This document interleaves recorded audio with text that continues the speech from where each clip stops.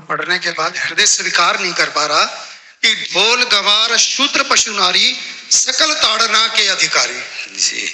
इसमें गोस्वामी जी ने बहुत सूक्ष्मता से वर्णन किया। महापुरुषों के वचनों को हम सूक्ष्मता से समझ पाए। प्रायः ऐसा कह करके हम कहीं कहीं माताओं बहनों की अवहेलना करते हैं, कई जगह हम इसका प्रयोग कर देते हैं। अरे वो गोस्वामी जी ने लिखा है ढोल गवार शूद्र पशु नारी सकल ताड़ना के अधिकारी।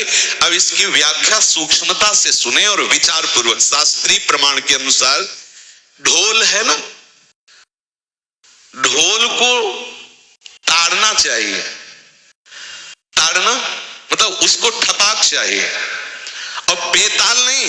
शास्त्र सिद्धांत के अनुसार, संगीत शास्त्र के अनुसार तभी वो राग प्रकट कर पाएगा, तभी वो बजेगा। ढोल को हाथ जोड़ के बोलो कि साहब आप बज जाए, नहीं बजे, उसको ताड़ना चाहिए। अब ताड़ना शब्द चारों में एक जैसा नहीं लगेगा, शब्द एक ही है ताड़ना, लेकिन ताड़ना के अर्थ अलग अलग हैं। जैसे कनक है, एक ही शब्द है कनक, लेकिन कनक कनक ते 100 गुनी मादकता अधिकाय वा खाए बोराय जग या पाए बोराय।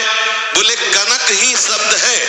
जैसे ताड़ना शब्द का हम प्रयोग केवल वही समझे कि ताड़ना देना ही नहीं, उसका अर्थ अलग अलग है। जैसे कनक शब्द है, कनक को सोना भी कहते हैं और कनक को धतूरा भी कहते हैं। कनक को धतूरा भी कहते हैं। एक कनक है जिसके खाने से बावरा हो जाएगा, और एक कनक है जिसके पाने से बावरा हो जाएगा। कनक शब्द एक ही है, लेकिन दोनों का अर्थ अलग अलग हो गया। ऐसे ही ढोल में ताड़न का तात्पर्य है उसको पीटना, लेकिन उस शास्त्रीय संगीत के आधार पर उसको ताल देना। ताल देने से ही वो राग प्रकट करता, आनंद की उमगन करता है, ना कि प्रार्थना करने से। समझ रहे? अच्छा, गंवार, गंवार कहते हैं विवेकहीन पुरुष को। विवेकहीन पुरुष को कोई कार्य दे दो, उस पर दृष्टि न रखो तो कार्य नष्ट हो जाएगा। वहां ताड़ने का तात्पर्य उसको पीटना नहीं है, उस अविवेकी गंवार पर दृष्टि रखो।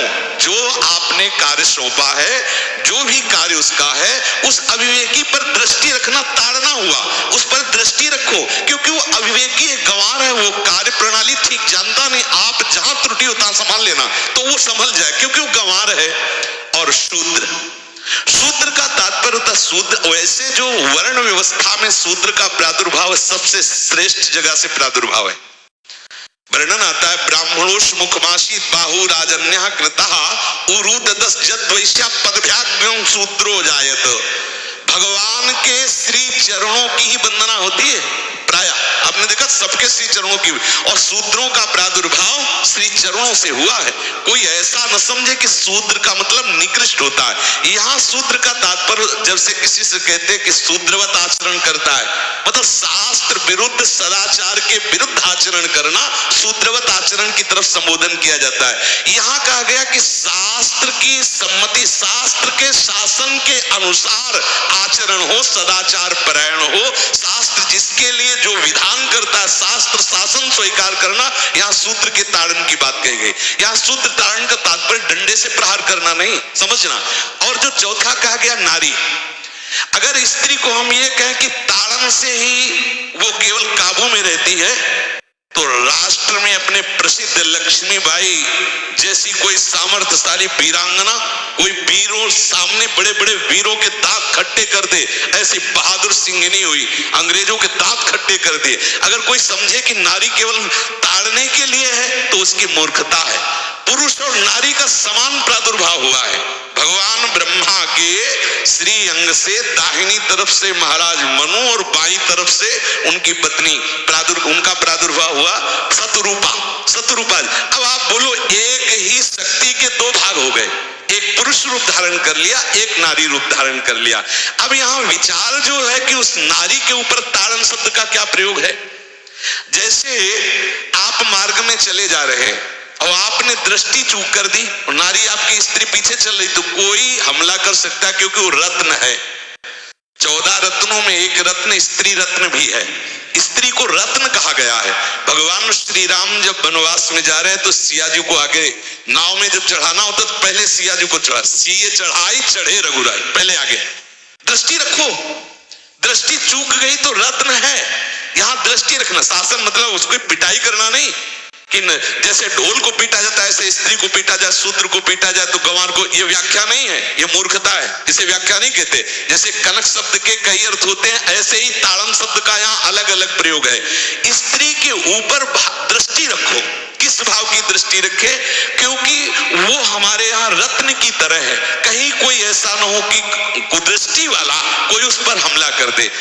पाणी ग्रहण संस्कार में रक्षा का भी सूत्र बताया जाता है कि आपको अभी ये समर्पित है, आप इसकी रक्षा करें। हमारे शास्त्रीय सिद्धांत में देखो, कभी भी स्त्री को अकेला छोड़ने का सिद्धांत नहीं पाया गया।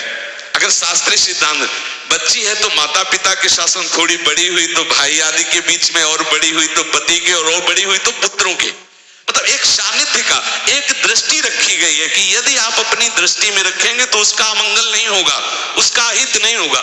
ये जो जैसे मानो कोई सी स्त्री को अकेला कोई पा गया और कुमार्गगामी वृत्ति वाला हुआ, तो आज जो घटनाएं सुनने को मिलती हैं, अगर हमारी दृष्टि हो उस पर तो ऐसा नहीं हो सकता। और दूसरी बात यह है कि स्त्री को बुद्धि स्वरूपा भी माना गया। भगवान से भीष्म जी कहते हैं, मैंने अपनी कुंवारी कन्या बुद्धि को, हमारी कुंवारी कन्या है बुद्धि, सदैव सुरक्षित रखा है, आज आपके चरणों में समर्पित करते।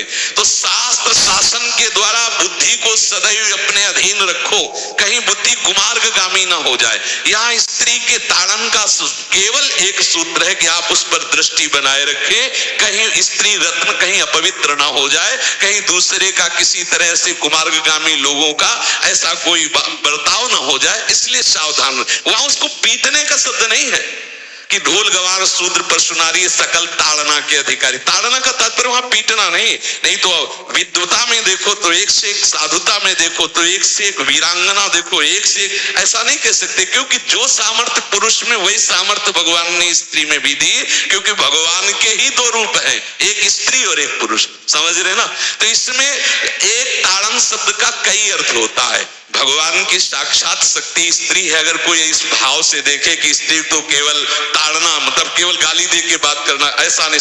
जिस घर में स्त्री का अपमान होता है उस घर का नाश हो जाता है, निश्चित हो जाता है। आप देखिए, रावण का सत्यानाश हो गया जगदम्बा सीता के प्रति, दुर्योधन का सत्यानाश हो गया द्रौपदी के प्रति।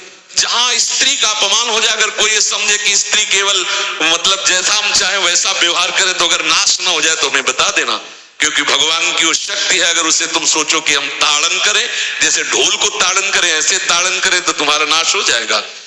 बिल्कुल सच्ची बात समझ लीजिए। केवल वहां दृष्टि रखने की बात कही गई है, आपका अधिकार है, आप उसकी सुरक्षा व्यवस्था में रहे।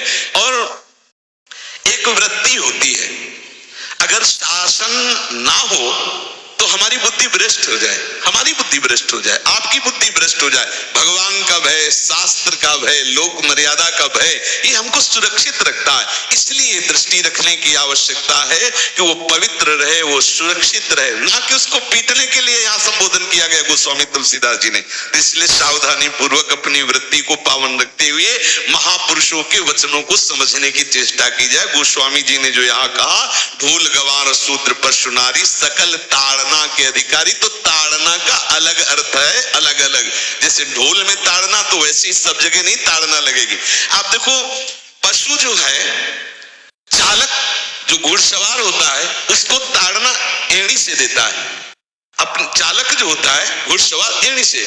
किसान जो होता है वो बैल को बोलता है दाहिने, जैसे हल जोतने होता है बाएं, वो भाषा समझता है, बाएं मुड़ जाए, और नहीं मुड़ता तो पीछे रही है एक छड़ी, उससे वो इशारा देता है, वो समझ जाता है।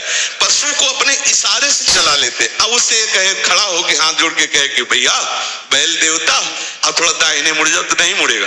जब लगाम पकड़ी और थोड़ा ताड़न किया और बोले दाएं, तो फौरन दाहिने मुड़ गया। आप देखो, जो बैलगाड़ी चलाते हैं, घोड़ा गाड़ी चलाते हैं, ऊंट चलाते हैं, तो पशु शासन के द्वारा उसको इशारे से किधर चलना है उसको इशारा बता दो। अलग अलग जगह इस ताड़न शब्द का अर्थ प्रयोग किया गया है।